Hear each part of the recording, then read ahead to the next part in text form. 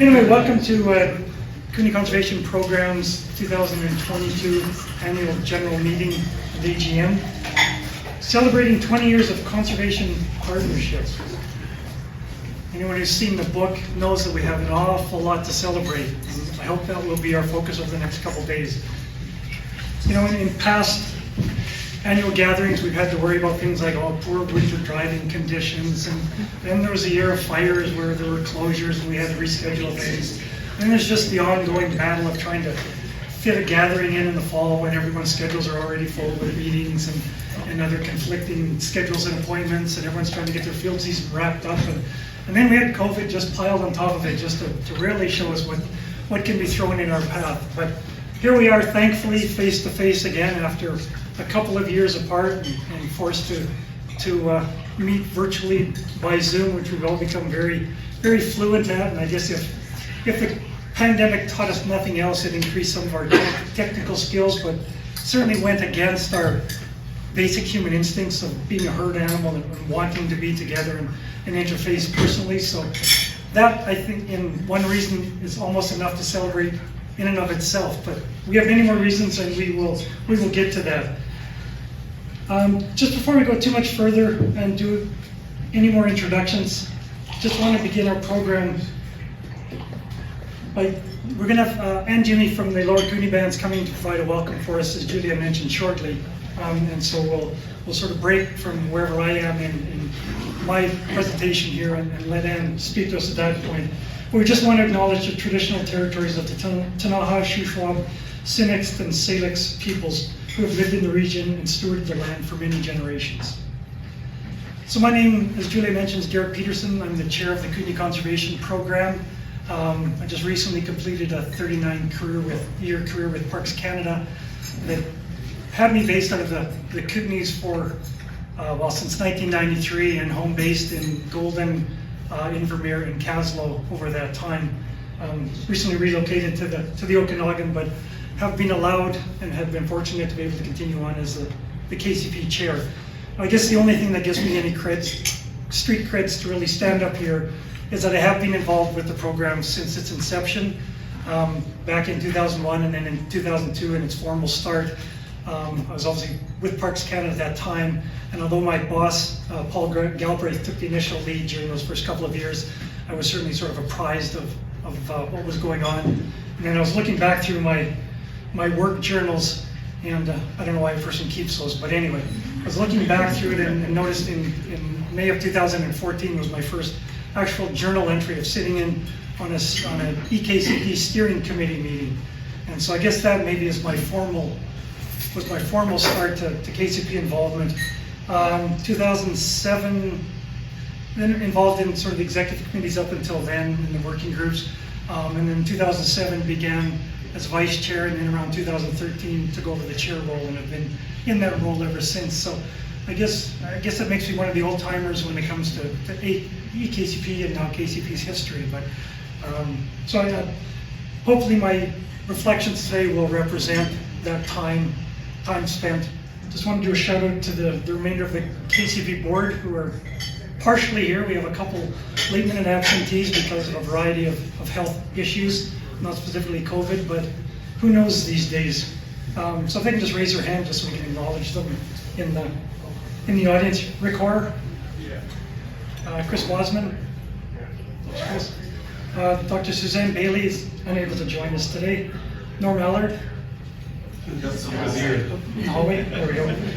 Ivy Whitehorn, Doris Hausleitner, not with us today. Adrian Leslie, also not with us today, unfortunately. And interim directors Dave DeRosa and Mark Thomas. So that's our current board, at least until tomorrow morning.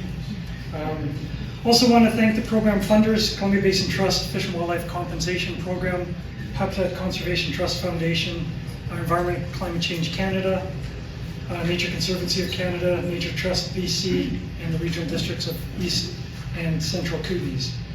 And our event sponsors for this year, Tech Resources, Fortis, Kokanee Fort, Creston, Save On Foods, and Kicking Horse Coffee. And most importantly, I want to thank, and on behalf of the board and the partners, the KCP team led by Juliet Craig, and introducing Nicole Trigg, Nicole, Marcy Marr, and Kendall Banish. So there we go.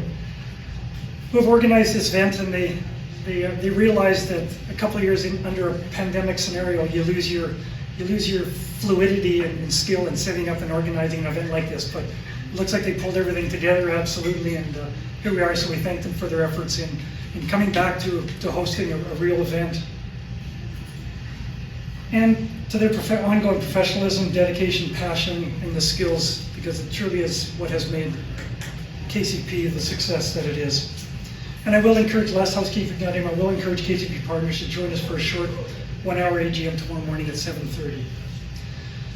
So before we look forward, which is sort of the focus for the remainder of the afternoon, I think it's important that we look back and acknowledge where we've come from, what we have accomplished, and why we have been successful, and potentially to learn from that journey.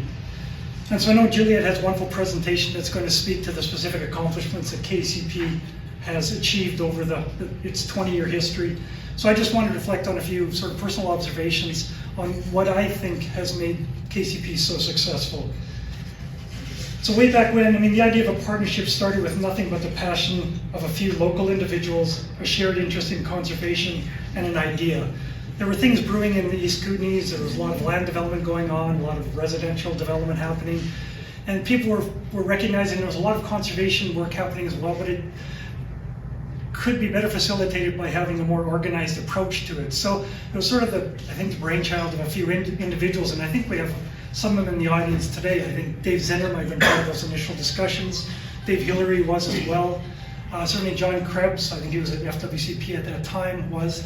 And I know my boss, Paul Galbraith, was certainly one of the people that were sort of throwing this idea out of having a conservation partnership in East Kootenays that could better facilitate the work of all the conservation activities that were going on. And so, I mean, it started from pretty humble beginnings back then, and that was in kind of the summer of 2001. There were some meetings in fall of 2001 with a proposal coming out of that was essentially a funding request to hire a full-time coordinator for EKCP, and that began in April 2002 with Daryl Smith being the first sort of program manager at that time. So again, I mean, you know, things happened fairly quickly at the start, but took off right from there. And then, of course, we made the big expansion into the West Kootenays in 2007 or 2012. And again, that was a couple-year process to get us to the point of Eats Meets West, and formally acknowledging the extension of EKCP into the broader service area and calling it KCP. Secondly, we have always put conservation first, made this central to our vision and mandate, and kept it as our focus, and that's important. The initial concept for the program, this is from some of the initial documentation, was to facilitate the activities of independent organizations towards common goals related to sustainable land use, stewardship, community involvement, informed decisions, and habitat acquisition with a focus on private land where objectives are complementary to objectives on Crown land. So remember, this is back in 2001. We look at our current purpose that we promote now in our documents. The partnership seeks to cooperatively conserve the biological diversity and naturally functioning ecosystems of the region while providing mutual project support and leveraging technical and financial resources. You can see there's a lot of parallels between those two, and I say there's been incredible consistency through the years. And even to the point that there were 4 initial goals set up by EKCP, and we've essentially seen those leverage over into the 4 strategic priorities for KCP now. So I think that's one of the reasons for success. The other is we've always recognized the linkage between humans and the environment, not separating humans from the environment. And again, in the 2001 proposal, the group identified the need to become better organized, and the group also identified the need to integrate the conservation of ecosystems with socio-cultural values and economic sustainability. The initial vision was to have landscapes that sustain biological diversity and ecological process, support economic and social well-being, and have communities that demonstrate the principles of environmental stewardship for future generations of the East Kootenay. Look at our current vision, is to have landscapes in the Kootenays that sustain naturally functioning ecosystems that can in turn support economic and social well-being. We envision vibrant communities that demonstrate the principles of environmental stewardship for future generations. So you look at those two, and I don't think we can be accused in any strong way of suffering from mandate drift. I mean, we've sort of had the straight and narrow since 2001, and I think we can really be really proud of that. And I think that's an important reason for our success. The environmental issues identified in 2001 may have changed in their relative importance, but have not gone away, nor have they decreased in urgency, and in fact have increased in scope with the addition of the most recent challenges related to climate change and landscape connectivity. So nothing's changed. Those pressures that existed in 2001 still exist. Again, some have ebbed, some have flowed, some have changed slightly, some have decreased in urgency, but they're still there, and so there is much work still to be done.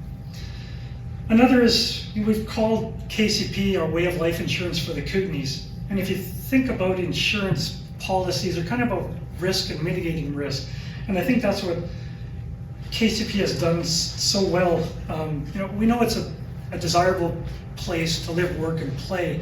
And so for each of us here that are in one of those roles, we certainly value Kootenay for all the attributes that it provides for us.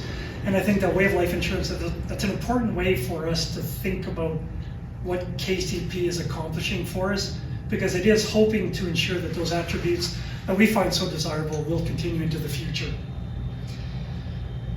Our program has enjoyed continued, and I'll say even adequate funding. Not without, I don't want to diminish the effort that's gone into fundraising, because there has been a lot of effort into that, keeping the wheels on the bus and keeping the bus moving. But I think the fact that we have enjoyed sustained funding, relatively good sustained funding, from a number of key partners, I think speaks to the profile that we have and to the legitimacy of the program in our funders' eyes. And I think that's important. Beyond that, I want to thank all of our institutional, corporate, governmental, private, and individual contributors, because without the funding, we wouldn't exist. I can say that we're a lean operation, and we do a considerable amount of work given our budgets. The budget in 2002 was around 88,000, expenditures around 66,000. I mean, our current funding for 2022 is around 350,000. At least a third of that is coming from the Environment Climate Change Canada grant, Kootenay Connect. So not a big budget considering, and you'll see the amount of work that gets accomplished. So again, kudos to the team for being able to deliver on it, and just respect for what we're achieving with the funds we have. I think cooperation, openness, and respect have been fundamental tenets of our interactions with each other. We truly are like a family. Not that there aren't differences, and there certainly are differences in what people perceive to be the conservation priorities within the region, but I think we've been able to show and demonstrate a willingness to work through those and come up with a singular path forward. So, I think we've been a model and a leader for many conservation issues. One, just developing an effective, efficient, and sustainable partnership. We've seen partnerships come and go, but the last 20 years, I think, is commendable in and of itself. Our coordinated approach to land securement, I think, is a model. And certainly the local conservation funds, which were launched in 2008 under KCP, were certainly a first for Canada, and certainly I think a first for this kind of partnership sort of arrangement. So we're a leader in many ways, and Juliet will be showcasing many more of those. I think it's not a bad track record for being a non-entity. We've gone through the discussions. Do we want to be a society? Do we not? Charitable status. Where do we go with all of that? And I think we've always come back to the fact that thinking we want to put KCP, the formal KCP, in the background, and that's always kind of been our purpose. We want to make the partnership sort of the on the pointy end of the stick, and KCP is just the facilitating body. And I think we've done a pretty good job of that. And sure, we want to have the KCP brand recognized, because I think it's a singular brand that represents the 85 partners that we have. So it's important that that brand and that brand association happens. But that's important. And as you might think, I have 20 of these, so we're on number 11, just so you can keep track of things. I'm not sure what our time is, Juliet. We've enjoyed an amazing leadership by a suite of incredibly skilled program managers and directors. And I think the fact that we've had 5 sort of directors over the 20-year history, I think speaks to 2 things. I think speaks to the commitment of those people and their commitment to the cause in leading KCP. And I think also possibly may reflect on KCP being, a relatively interesting group to work for. So we can attribute hopefully to both of those. And we benefit from the talent, dedication, and professionalism of all of our contract team members. And their devotion can't be understated, because they really are the lifeblood of KCP. If we just had money, it wouldn't do us any good if we just had volunteers, but we have to have somebody coordinating all of it. And that's we've remained a bottom-up partner-led program, and we've tried to be sensitive to feedback from our partners. Through our annual surveys, we've done 3 sort of formal external program reviews just to make sure we're still on track. And now we're just about to head into a strategic planning exercise where we'll hopefully, again, reflect on the partners' views on where KCP should be heading in the next 5 years and certainly beyond. And certainly our partners, especially those whose participation is voluntary. They're what makes KCP KCP. I think one of the interesting things to note was, and the number might be in a little bit of a dispute, but I think there are around 30 partners who initially signed on in 2001 to the sort of the concept paper. To go from 0 to having 30 groups sign on right away I think speaks to the need that was demonstrated at that time of setting up this partnership. And now we're at 85, again, a huge, and we're finding at the board that we're continuing to review new applications for partnership, again, which I think speaks to the profile that KCP has and the desire for people to be part of this partnership. And there are 7 fundamental principles by which an effective partnership can be evaluated, and we've kept those central to our operations, communications, and program delivery, and I think Julia will touch on those in her presentation. Just a couple of more. We have learned about capacity, and that's one of the things that came out of our last program review, and that's capacity of our internal team and capacity of our partners, and we have to be sensitive to that. We know, again, because a lot of people are participating in KCP on a voluntary basis. There is only so much capacity out there. People have other lives and other work and other interests, and so we're trying very much to be sensitive to that. And certainly we know there are absolute limits on our KCP team, and they're running flat out now. And so when we did the program review, we were hoping that there'd be all kinds of things come from the partnership that would suggest, okay, maybe you don't need to do this. This could be a lower priority. Nah, didn't happen. Everything we do is great in their eyes and should be continued. And in fact, here's a few more things you might want to consider. So we'll take that in stride, and we'll take all of the input from this afternoon, and we'll be sort of assimilating all of that and hopefully putting that into our thoughts as we move into our next strategic planning exercise later this winter. Conservation is mostly not achieved in the office and boardroom. It is boots on the ground and shovels in the dirt. I know that may be a shocking revelation, but it's a truth, I think, which we hold a strong belief in KCP, that conservation happens out there in the field. And while we can't underestimate the role of policies and those discussions that happen in boardrooms and at other levels, it's important that we keep our focus on that field and delivering conservation actions out there. And so lastly, where to next? We have this saying in parks that we can only manage what we know. I think anyone in the conservation community, and certainly we learned this real quick in parks, that the only reality with that concept is, in the natural world, the more you think you know, the more you realize you don't know. So knowledge will never be complete nor perfect, and I think the challenge is trying to figure out a balance between science and action.